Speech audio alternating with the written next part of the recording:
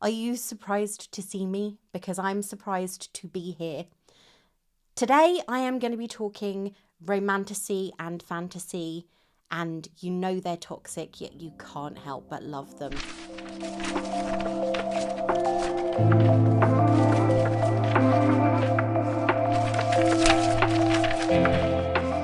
Hey everyone, it's Ray, and welcome to my little bookish corner of the world. This may, fingers crossed, be the last time you see this particular backdrop behind me, as I am hopefully getting new furniture next week. I have been reassured it is arriving, but I will not believe it until it actually is delivered through my front door. Today, as I've already mentioned, I'm going to be talking about toxic romantasy and fantasy boyfriends and the women who love them, or why the readership loves them. It's perplexing, but we have to go there. And I'm going to go back to what I would consider the relative beginning of toxic boyfriends, as I'm not going to go all the way back to Bram Stoker and Dracula and the relationship that he had with Mina and everything else, because that's not necessary. I'm going to talk another vampire, Edward Cullen, and his relationship with Bella Swan in Twilight and the rest of the Twilight saga. Toxic. You cannot get away from the fact that the relationship Edward and Bella had was toxic. He was a considerable number of years older than her, probably 100 years older than her, and he still acted like a jealous teenager. He was incredibly possessive. He was controlling. He was a stalker. He snuck into her bedroom and watched her sleep before they'd even established any kind of relationship.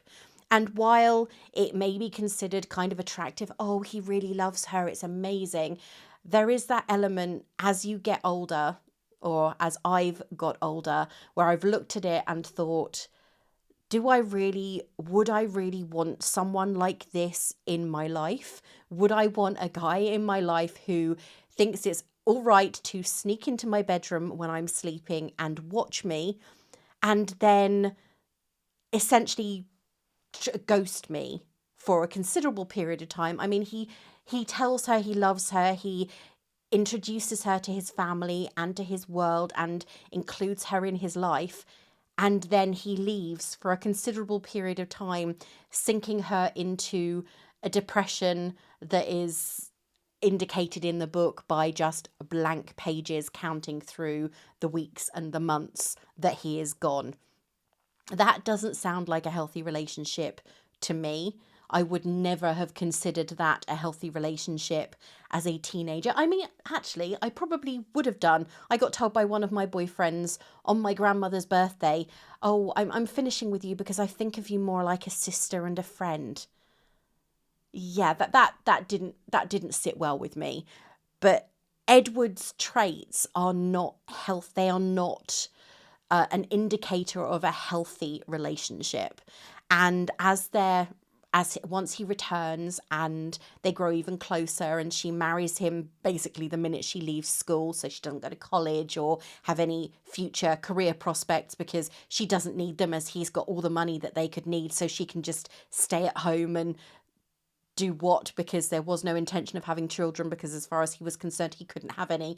All of this stuff does not sing to me of the kind of relationship anyone should aspire to have. You want to date a guy that's over 100 years older than you? I kind of admit that I wouldn't say no to Captain America or Bucky Barnes, but and neither of those could be considered to be healthy in a mental way either. The way that this is portrayed as this wonderful romantic relationship, and young girls aspire to have it, and there were Team Edward and Team Jacob and all of the little things that went into marketing the books and the films and the merchandise. And not once did anybody sit back and go, he stalked her, he abandoned her, he gaslights her, he manipulates her, he makes her into a homebody who has no prospect? What if she decided, what if she hadn't turned into a vampire? What if she hadn't had Renesmee? Would she have been happy with this life? Because he had no intention of turning, he didn't want to turn her into a vampire. So she'd have grown old as he stayed young, and she'd have done very, very little with her life. Is that healthy? Is that what you want your children to aspire to? And it was thinking about this that made me wonder about other books that we read, we consume, and I mean, I could indicate behind me, I can see 3 of them right there. You look at the books that you read and you think, yes, it's fantasy, and that's the thing. It's fantasy. It's not what you'd aspire to. Yet you have people looking at reading these books and thinking, "Oh, I wish I had that person, or I wish that person was in my life." Do you really? Do you think that that's a good thing? So I'm going to now talk about one of the most popular romantasy series out there, and I've already recorded a video which I'm going to post up there that I did not like. I did not like the books. I read the first 2, kept on getting encouraged to read more and more. In fact, I abandoned book 2 at around halfway and left it there for nearly 7 months because I just couldn't face the rest of it. And I kept on getting told, oh, the last 200 pages is where it's at in the second book. And then the third book is even better, having been told when I read the first book and didn't like it, that the second book was where it was at and it was incredible and it was going to be the best thing I'd ever read. And that is the ACOTAR series by Sarah J. Maas. First of all, we have Tamlin and Feyre. They are the established partnership in the first book. It's almost like a Beauty and the Beast like thing, with Tamlin taking Feyre after she kills one of his friends in wolf form to his castle and basically keeping her prisoner there and manipulating her into falling in love with him. And then she meets Rhysand. These names, seriously.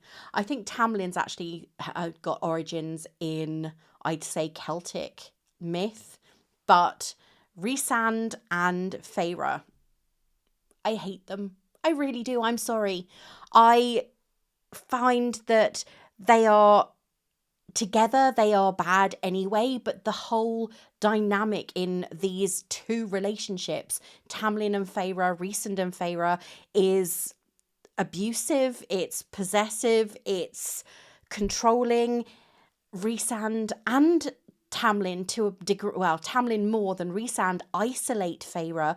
They keep her away from her family. They don't really Rhysand doesn't so much, but Tamlin does, keeps her away from everything outside of the room that she's in, and she has a view of everything else, but he's really isolating her to the point where she is dependent upon him for any kind of social activity and social engagement.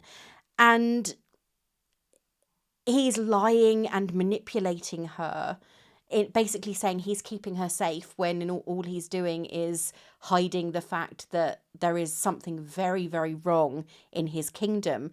And then we have Rhysand, who kidnaps her or takes her away just as she's about to marry Tamlin.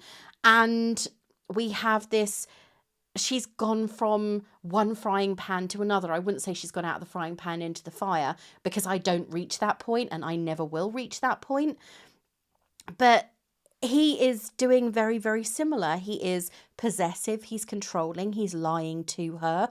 They are both gaslighting her to the same extent. Oh, you'll do this and we'll do that, and this is going to happen, and if you do this, that will happen. And you get to this point, and I honestly reached this point very, very early on, where I couldn't understand why anybody was romanticizing this relationship, or either of the relationships that she had. The whole of the first book doesn't need to exist, because her relationship with Tamlin, though it introduces her to this world, does nothing in the second book. It serves zero purpose apart from to have created this woman who has had a chronically abusive experience prior to being with someone who treats her marginally better. So it's kind of like, oh, this guy was horrible. This guy's a bit better than him. But they're both not very nice people. I mean, they are both essentially warmongering. They are both trying to start fights between their peoples. There doesn't seem to be any kindness there. Yes, he does allow her to go out. He does introduce her to people. Rhysand, that is. He introduces her to people. He gives her an education into the way that their society works.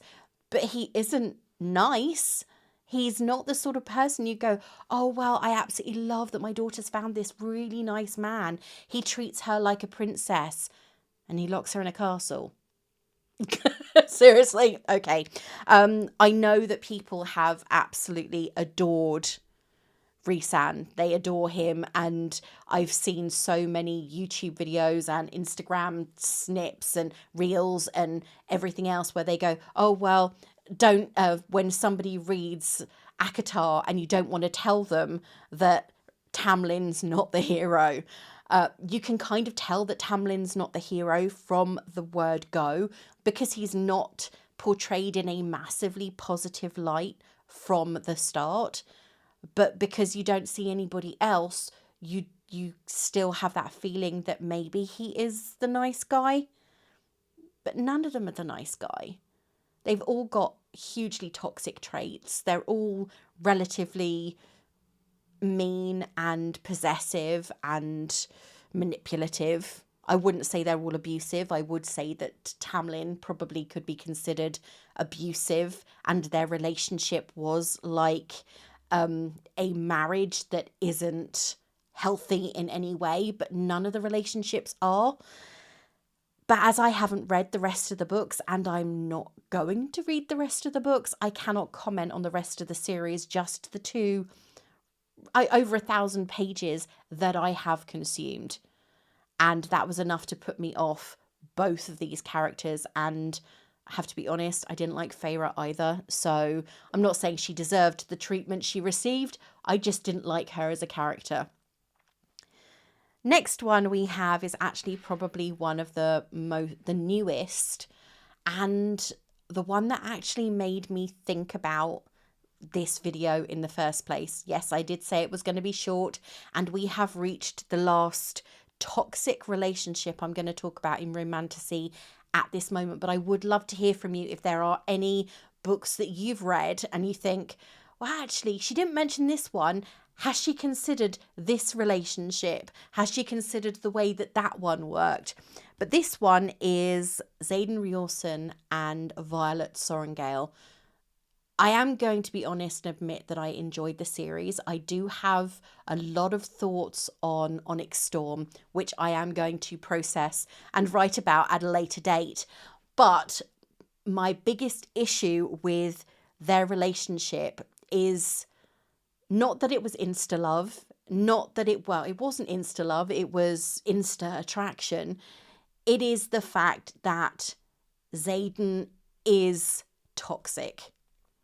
Yeah, he's supremely attractive, he is powerful, he is intriguing, he has a lot of mystery behind him, he is strong, he is protective, but he is also possessive, gaslights Violet all the time, he is controlling, somewhat manipulative, and the worst one, he blows hot and cold constantly. In fact, he's kind of like Edward in Eclipse. He is the person that Violet is, okay, so she is a few years younger than him, and she's not naivety itself. She has been involved in relationships, as is established in Onyx Storm. So if you haven't read it, you will find out when you read that book all about, well, not all about, but a lot about her own romantic history, because we've already obviously discovered most of Xaden's, or a lot of Xaden's romantic history in Fourth Wing and in Iron Flame. But the thing that really irritates me about Xaden is the way that he blows hot and cold. Poor Violet doesn't know whether she's coming or going. She's in love with him. She's admitted it. He's admitted he cares for her considerably too. They've sacrificed a lot for each other. They've worked together. They have got this incredible functioning dynamic when it comes to battle and fighting each other's corners in Basgiath Academy and Basgiath College and everything else. They have got that fantastic working dynamic. There's no denying that. They will each defend each other. He will tell her things as they are, and she will do the same to him. However, when it comes to being honest about where they are in the relationship and where they are with each other, Violet is very truthful. She can say that where she wants things to go. And Xaden is, oh, well, I do this, I do that, and then nothing. Yes, they do communicate, but it is mostly in the form of intimate acts, especially when it comes to Xaden, especially in, everybody knows the throne room scene. If they've read the books, everyone knows that.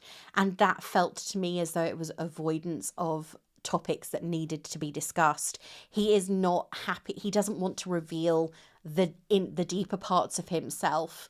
And he has been keeping a huge secret. Yes, it is revealed at the end of book 2, but he is keeping a huge secret from her. That is putting Violet in danger. That is exposing her to a world that she isn't necessarily ready for and doesn't necessarily want to be a part of, because he is not being honest with her. He is using his feelings or her feelings for him to manipulate her reaction to the things that are happening to him, that are mostly of his own doing. I find that very frustrating. I find that to be an incredibly unhealthy way to conduct a relationship. I can't say loads because I am single and have been for a considerable period of time, but I do know that is not a healthy relationship.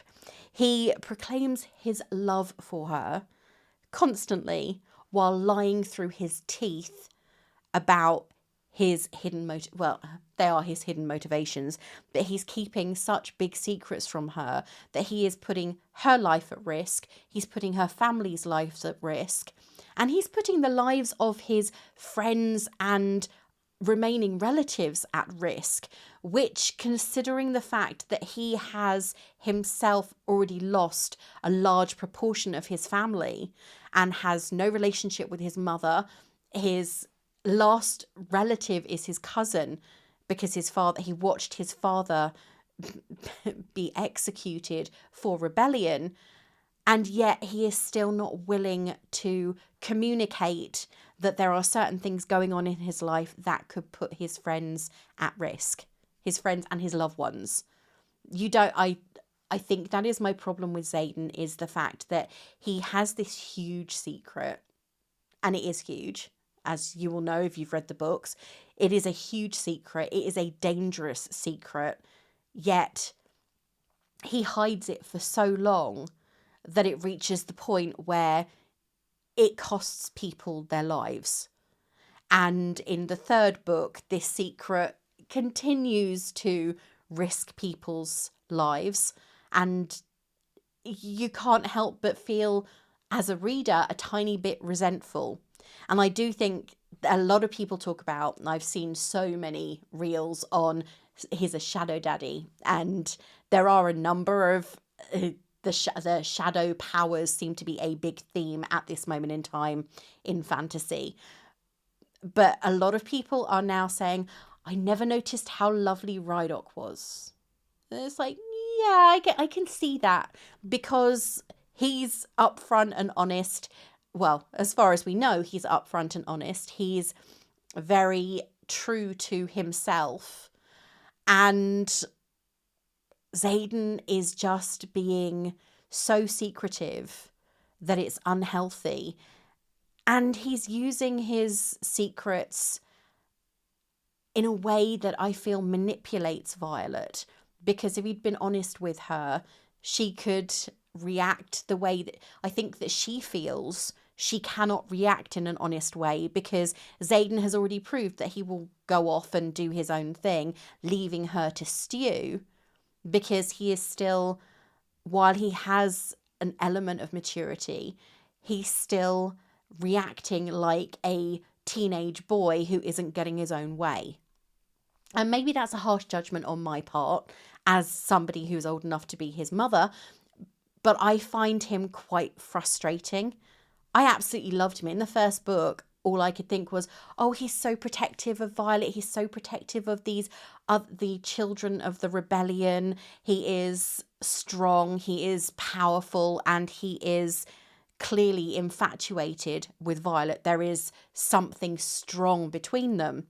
And as I read through Iron Flame, I realised that there were certain things that didn't quite add up about him, that they weren't quite as appealing. And then I read Onyx Storm and I thought, you know what? There has to be another character in this who is as strong as him, but isn't as much of a jerk as he is. And that is when I realised I needed to talk about this. So, red flags for every single one of these guys: Edward, Tamlin, Rhysand, and Xaden. Red flags everywhere for all of them. So what is the fascination with these men? I can't help thinking with every single one of them, it's the fact that we know they're safe while they're on paper. Because if you met somebody like any one of these men, you would take a look at them, you would have a conversation with them, and you'd go, hey, friend, can I get an evacuation from this date, please? Because not one of these guys has a single real life trait that you would sit down with them at a dinner table and then go home with them afterwards if they were in any way honest about their motives or about who they were. I think you'd get that red flag moment and you'd be calling your friend for an evacuation right away. At least I know I would. So, do you find any of these guys attractive? What attracts you to them? Because I honestly would love to know. And more than that, would you actually stay in a relationship with someone like this if you realised they had these particular traits in their nature? Yeah, it was a slightly shorter and a slightly darker tone to the video today, but it's been on my mind for a while, and I really would love to know if you've dated someone like any of these guys. What was it that attracted to them? Were they gorgeous? Were they seemingly lovely on the surface?